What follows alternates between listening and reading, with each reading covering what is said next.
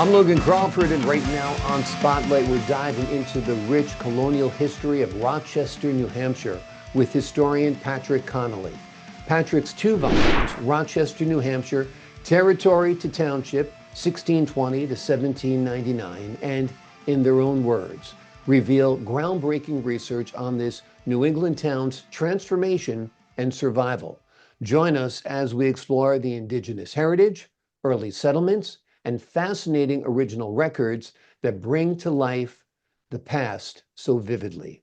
We're delighted to have this very talented author and historian join us here today on Spotlight. We thank the team at Atticus Publishing for helping us put him in the spotlight today, and we ask viewers like you to support authors like him by subscribing to our channel and by purchasing his amazing book. The links are below this interview. Pat, great to see you here today on Spotlight. Good morning, Logan. Thank you. Wonderful to have you on the show. Your books are so insightful. I love the whole history and the whole, beginning of America. The roots are in the New England area, including New Hampshire. What made you decide to focus on Rochester, New Hampshire? It was an interesting series of events. When I came back from Southeast Asia, I was stationed in Austin, Texas, home of the university. And after a few years of resocialization and decompressing, I started taking a few evening courses and was actually offered a slot at the university to major in history. And my major professor was a New England historian by the name of Michael G. Hall, who still lives today. And basically, he forced me to pick a topic. And the only thing that I thought would resonate with me was the history of the town of Rochester, colonial town. And I contacted the mayor. He was very surprisingly supportive of my request and, in fact, contributed to the fee to get me from Austin, Texas to Rochester to have a discussion with him face to face. He was not aware of any records.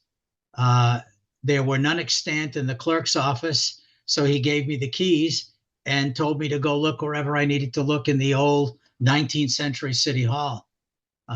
Finally, on the last hour, I found a group of cardboard boxes batched in the cellar. At that point in the 70s, they had earth floors. So they had earth floor, old cardboard boxes, mice, and detritus all over the top of the box.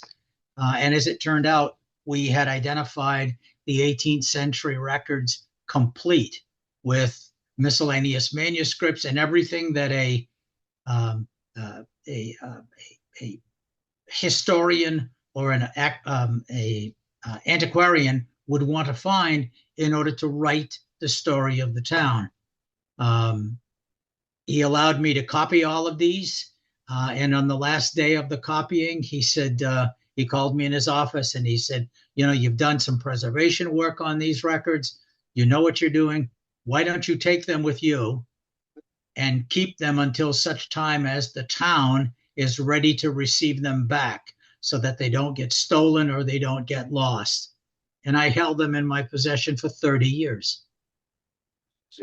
Amazing that they stayed so well preserved, considering they were on the dirt floor of a basement that was littered at times, I'm sure, with water and mice and what have you. I've been in those 300-year-old basements, and they're quite kind of like spooky places, that's for sure.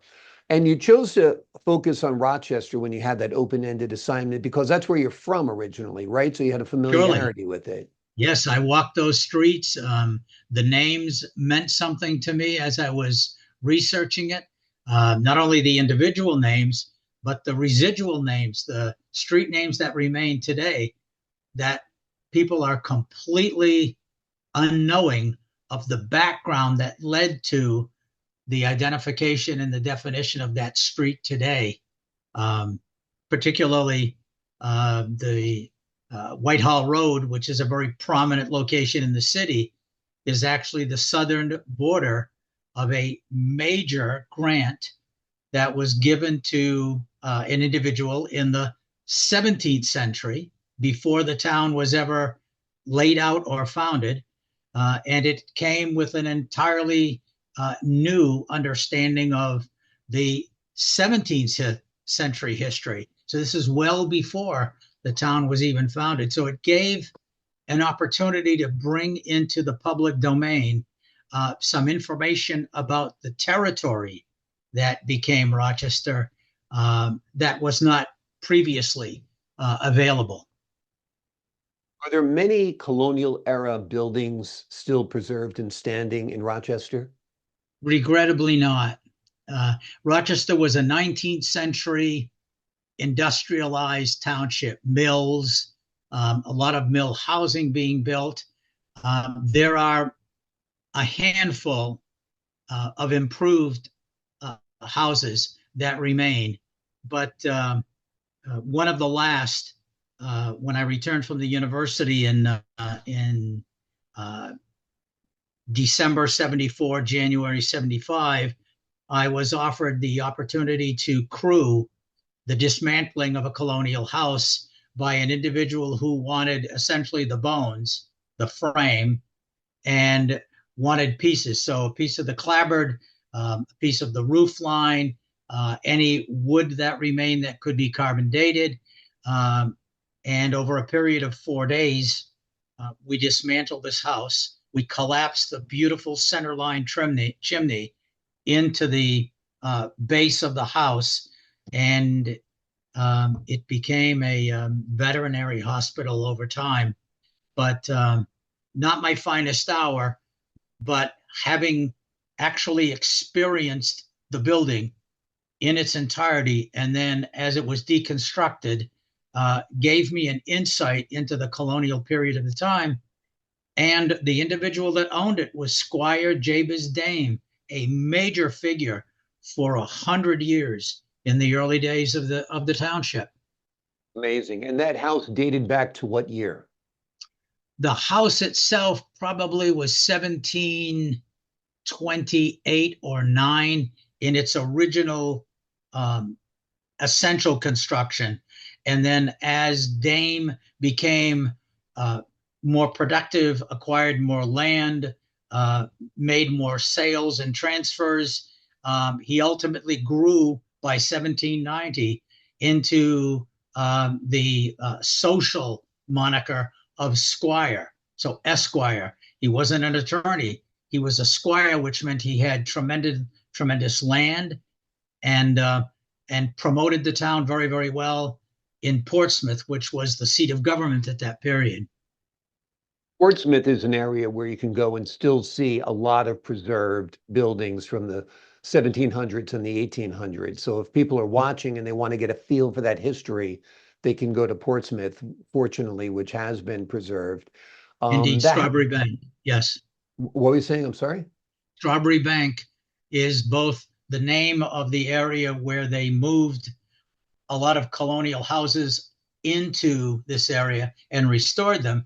And then the area of Strawberry Bank, which is on the Piscataqua River, actually retained their 17th and 18th century flair. So you could walk into these houses, see their construction, and get insight and history into the individuals that actually lived there. Yeah. Pretty amazing. I've been in a lot of these New England houses. The ones that date back to 1700 are actually quite simple in structure. Like you said, they have a centerline fireplace, basically, where I guess most of the activity took place, and then a couple of rooms, and that's it. That is exactly right. That's how the 18th century, early 18th century houses were constructed. In Rochester, we go back to Charter 1722, first settler 1728. And the houses that were constructed at that point were essentially hovels or garrison houses intended to protect the early settlers that came. Rochester has a rich history in that respect. And if you like, we can get into that a little bit later. Absolutely. Well, I was going to say to you, when you were researching Rochester, was there anything that surprised you, shocked you, or you found most amazing? First and foremost, though there are many Indian names, the town of Gonek that I grew up in is actually an Abenaki name, Squaminegonek, which means meeting and fishing and hunting place. And I never heard them referred to at all. When I started researching it, there were some archaeological renderings that had been done. And what I found out was the uniqueness of Rochester in that respect is that at 64,000 acres, it's 10 miles square along the Salmon Falls River. And it is one of many towns, even in 1722, when they chartered the frontier towns to protect industry and the economy of the coast. There were many Indian paths that transected it, but most of these other towns had one path or two. In Rochester, 9 Indian paths transect. So it was a meeting place, it was a fishing place, it was potentially a planting location where the village would move to in the spring, and this enormous place would become a planting ground ranging for 10 or 20 miles into the frontier. Very, very interesting. It was truly a strategic location, Rochester, particularly as it pertains to the Abenaki. What were some of the biggest challenges faced by the early settlers of Rochester? Well, there were a number of them. First of all, the settlers that were proprietors or landowners in Rochester in its first instance were there because the settlers that were in Dover and Durham were running out of land to sell and grant so that their families could expand. So they obviously looked to the north above the Dover headline, and Rochester was prime territory. The challenge that you had is even as late as the 1720s, there were still Indian villages that were there in the spring. So you had settlers looking to inhabit land that had Abenaki historically and culturally living on those lands seasonally. Major difficulty for them to understand was that in contrast to the British land ownership process, where you own the land, you inhabit it, you plant it, you bound it, and it becomes yours. In native Abenaki cultural understanding, a chief is responsible for the natural resources of the area of his tribe. He grants rights, what we would call today usufruct rights. He grants participation rights for tribal members to go into these areas, to plant them, to move on in the summer, to move back in the fall, harvest, and that becomes the survival food for the Abenaki in the winter villages to the north. It was either impossible or undesirable for the settlers to understand that the lack of inhabitation in a particular territory does not represent abandonment. It represents a seasonal cycle. And that caused Indian wars, it caused misunderstandings, and actually resulted in the disposition of the Native Americans as they would move farther and farther north to avoid the conflict with the settlers. That was, I think, the most difficult thing for the settlers to understand and more so to accept. Do you feel that the settlers just felt like might makes right, that they were stronger, they were better armed, and that they could just push the people off their land? That question is actually dealt with in detail in the text. How does a person, how does a king living 3,000 miles away get to send his people to take the land and inhabit it for their own?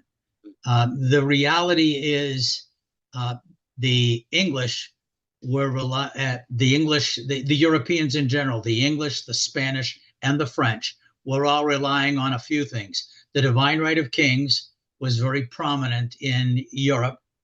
The second was the approval of the Catholic Church through a bull issued at the time of Columbus that basically said, go forth and prosper as you Christianize natives who are non-Christian.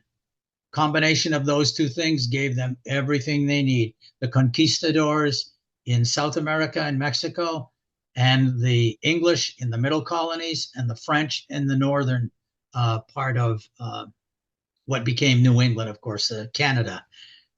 Combination of all of those things basically introduced certain diseases that are well publicized, but more so, it gave them a perceived right to take the land because these were not Christians and therefore they were ours to take. And that was a problem dealing with, but I handled it concisely in the book, but it's something that needs to be accepted.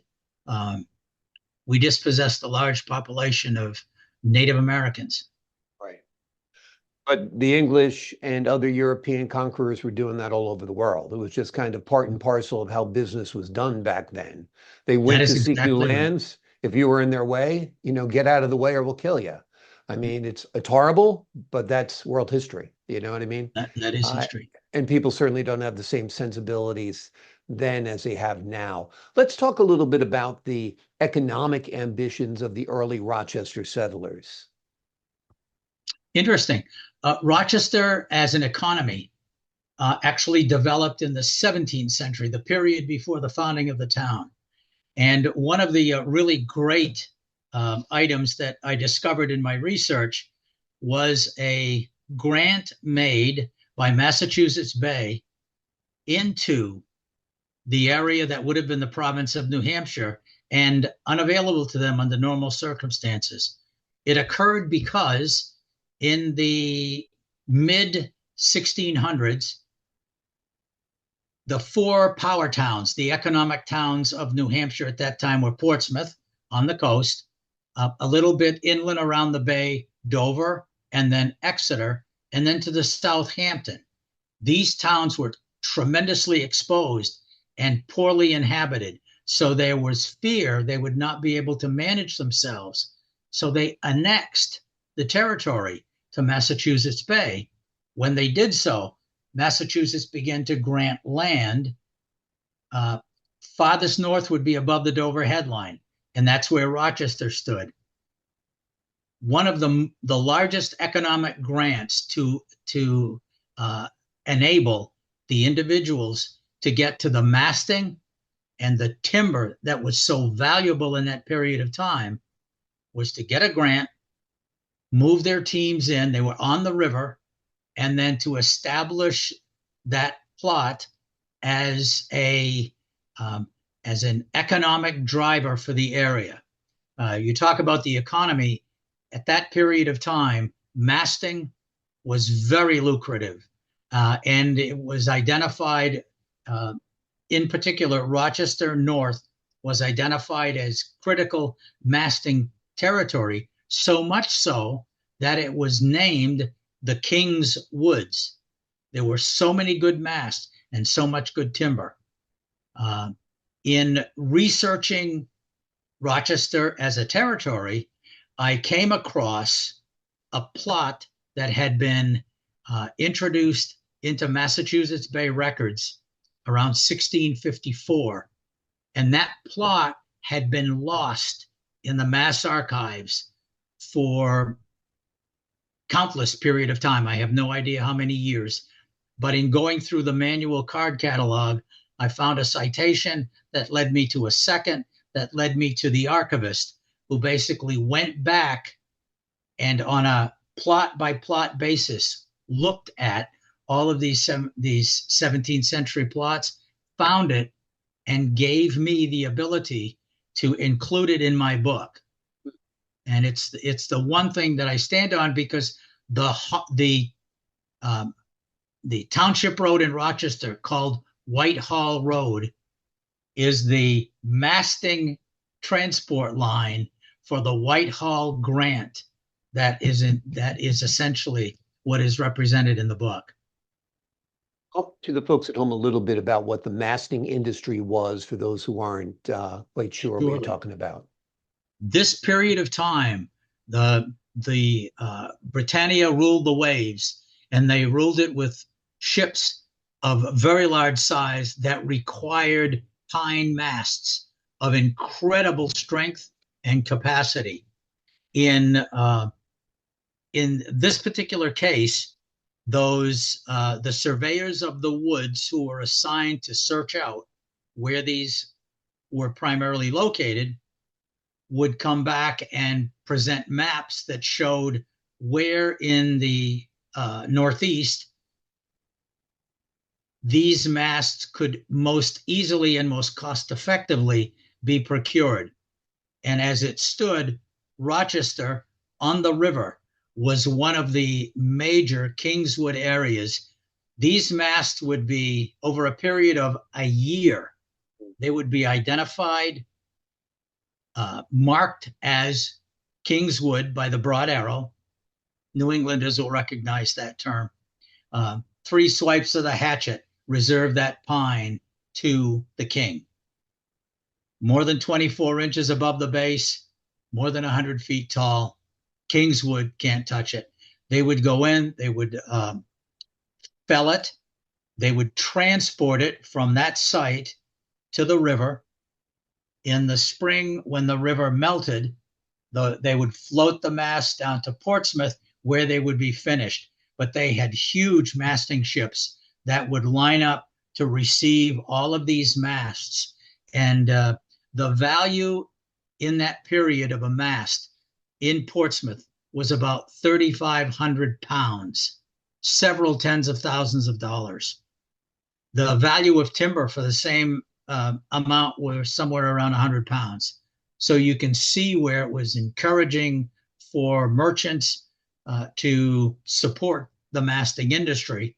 And it was, for the Brits, it was incredibly less expensive than going into the Baltics, up the Riga, or elsewhere in order to get those masts and bring them in. Plus, they were always at war with the Swedes, and the Swedes would block their access to the masting. So New England was prime territory. And we remained prime territory for most of the 18th century. Rochester had a major fire in 1765 that swept through the town and virtually wiped out the masting industry. And for the most part, they had already begun their transition as a farming community. So a lot of produce was brought down, and the economy started to change.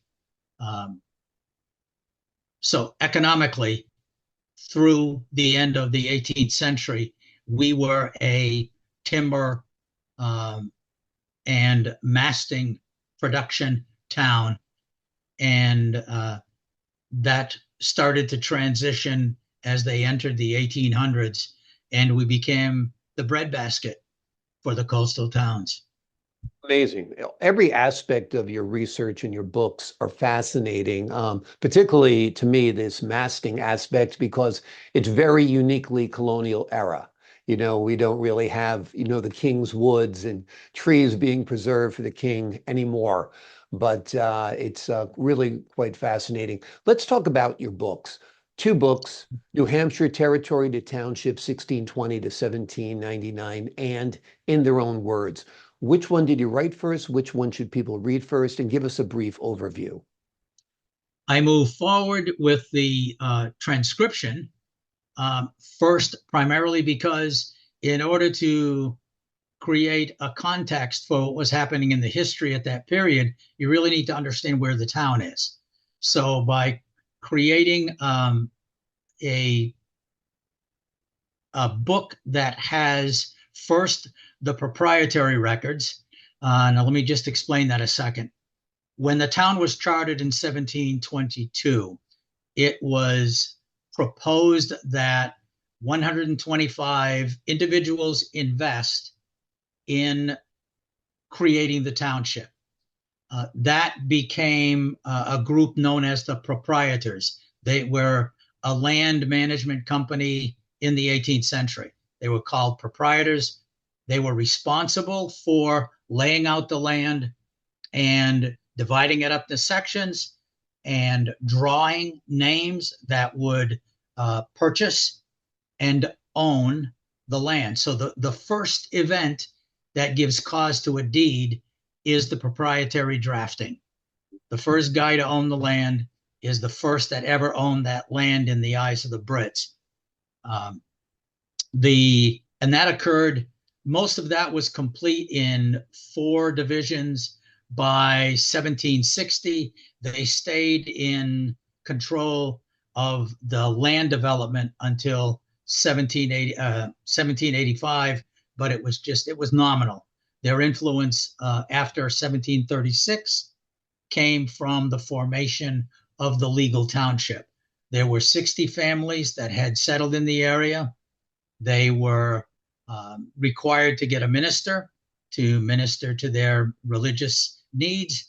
And at that point, they began to hold town meetings, the quintessential New England town meeting, the voice of democracy in its purest form, 1736 forward. All of those records are included in this book. They exceed the town's available records in-house because the town records did not include the miscellaneous manuscripts that never made it to the town book, which I include.